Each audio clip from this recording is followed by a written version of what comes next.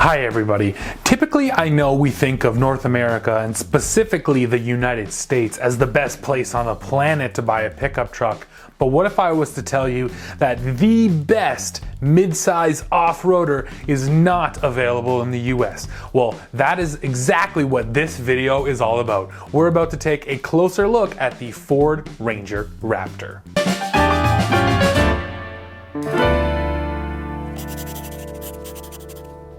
The Ranger Raptor is sold in many worldwide markets, but it's not sold here. And when Ford actually reintroduced the Ranger last year, essentially they just brought over the World Ride Ranger. Now they did change up some things, there are some enhancements, but for the most part, they just took the truck that the rest of the world already got and they brought it here to North America. So the question really becomes, will the Ranger Raptor come here? And if it does, what will it look like? Now those are things we're going to get into. We'll also compare the Ranger Raptor to the existing crop of North American mid-size off-roaders to see exactly where it would sort of slot into the mix. But for now, let's take a look at James's Ranger Raptor, and then throughout this video I'll stop and we'll discuss some of those details. Let's jump into it.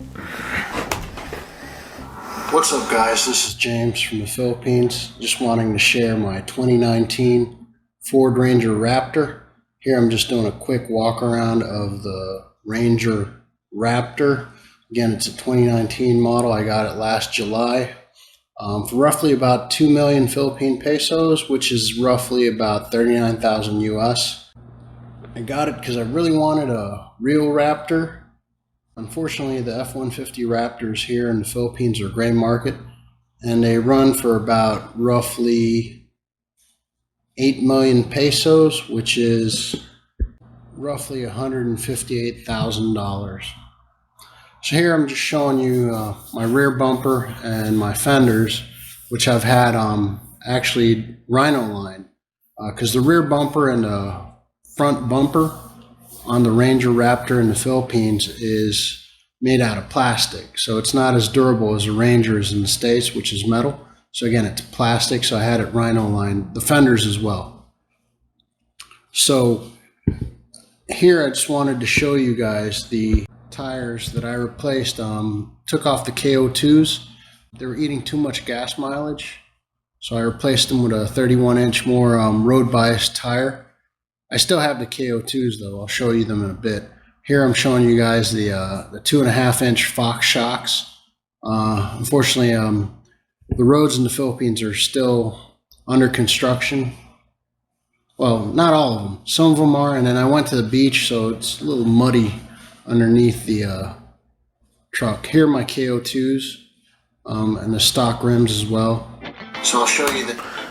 Let's stop it right there on the tires, because that's something I have to bring up. That is a set of BF Goodrich KO2s. They are 33 inches in diameter. That means that the Ranger Raptor would be only the second mid-size off-roader next to the Jeep Gladiator Rubicon to get a set of 33s straight from the factory. That is pretty cool. That's a big set of tires. Some of the other things you need to know about this Ranger: it has just over 11 inches of ground clearance. So once again, that's right up there with that Jeep Gladiator Rubicon. And thanks to all of that, and thanks to the Fox suspension that we just saw, wheel travel has been improved by 30%. And it is that wheel travel that allows this Ranger Raptor to be a high-speed off-roader, to get out there in the whoops and just swallow them up. So when you really look at all of its off-road numbers, this Ranger Raptor is formidable. And if it was introduced today, it would be definitely one of the most capable mid-size off-road pickup trucks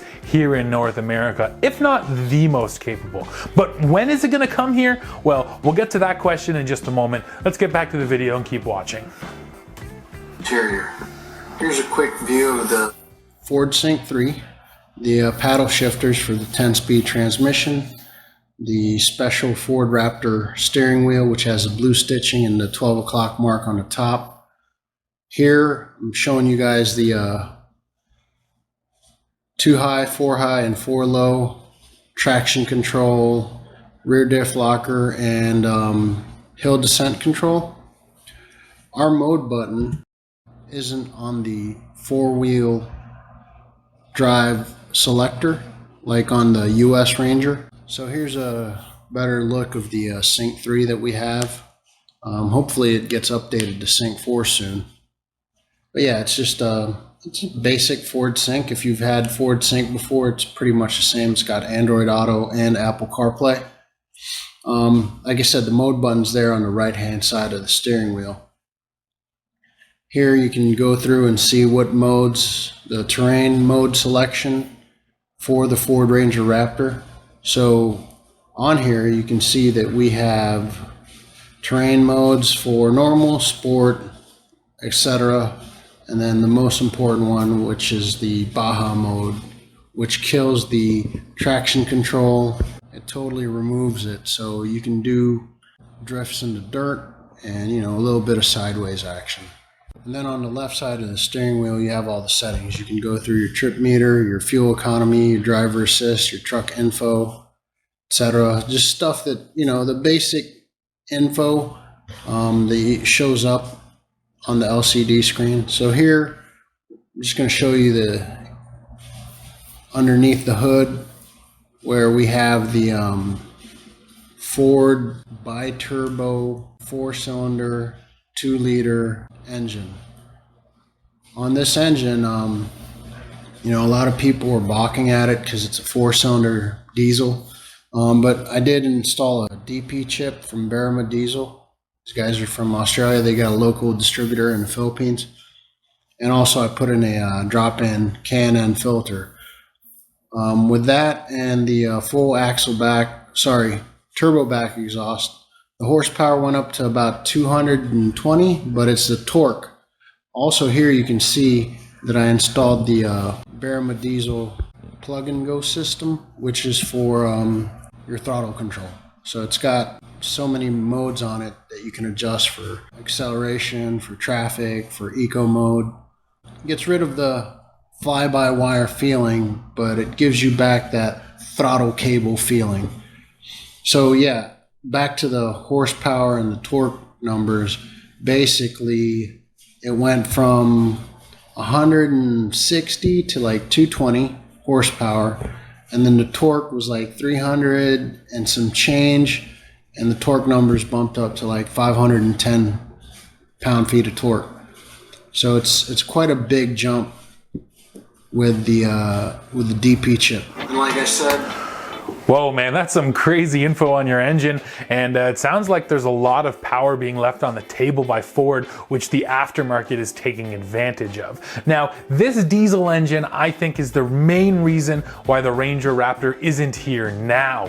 There's no other applications for that diesel here in North America, so if Ford was to bring the truck over just the way it is, they would have to go through the entire process to certify that diesel in the United States, which is both expensive and can be tricky because the US has some tough diesel laws. So I do sort of think it's that diesel that's holding the Ranger Raptor back. But there's another factor here. The Ranger is actually getting a little bit old now. Even though it's only been here in North America for basically 2 years, around the world it's been out for a number of years. So a next generation Ranger is coming.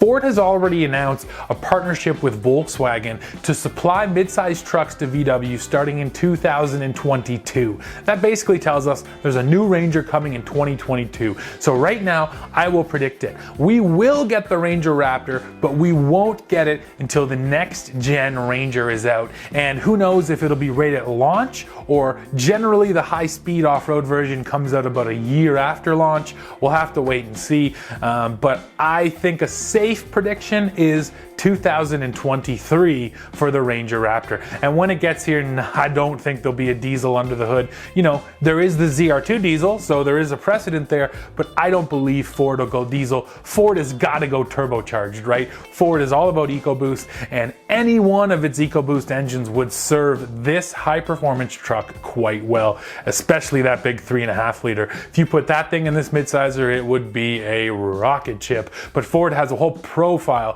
a whole stable of turbocharged engines, which would be great in this Ranger Raptor. So I think it's coming, but we have to wait a bit. Now, back to the video, let's finish it off. I have installed a turbo back exhaust, locally sourced. It's one of those things that it's really hard to find any aftermarket exhaust for this truck since it was pretty brand new. So I found a local guy that makes turbo back exhaust, and he made me a fully mandrel bent stainless steel exhaust. I'm pretty happy with it. So again, I just wanted to show you guys that exhaust, and here we have the tailgate. I installed a aftermarket tailgate dampener just to, to give it that soft drop down. And then here you can see we do have a 12-volt socket in the rear of the bed in our Rangers. Most of them get them except for the most base model, but the Wild Track and the XLT and the F/4, whatever you call it, edition gets it. So again, just wanted to give you guys a quick overview of my Ranger Raptor here in the Philippines. I'm really happy with this truck. I've got blacked out taillights and really dark tint. If you guys are wondering, it's not illegal here in the Philippines. So again, thanks again for joining me for this walk around and quick overview of my Ranger Raptor. Thanks, TFL truck guys. Thank you, James, for submitting that Ranger Raptor. That's a really cool truck, man. I really like the rhino lining you did there on the bumper and the fenders. Here in North America, the Ranger, as you mentioned, gets a steel bumper. I don't know why they didn't do that around the world, but hey, you got to protect those vulnerable areas. My only issue with your truck, the color. There are some really cool colors offered on the Ranger Raptor. It's too bad that yours is just more of a boring color, but hey, who cares? That's an awesome truck, and I'm sure you have a ton of fun with it. So guys, that's it for this one. Now I want to hear from you. After seeing this truck, do you want a Ranger Raptor here in North America? Well, let Ford know, and let me know if you think my prediction is right. I'm fingers crossed that the Ranger Raptor will be here in the next 3, maybe 4 years. And I think when it gets here, it's going to be one of the best off-road mid-sizers. And you guys know we're going to test it. So like I said, leave a comment, hit like, hit subscribe, and then come right back here to the channel for the latest news, views, and real-world reviews. See ya.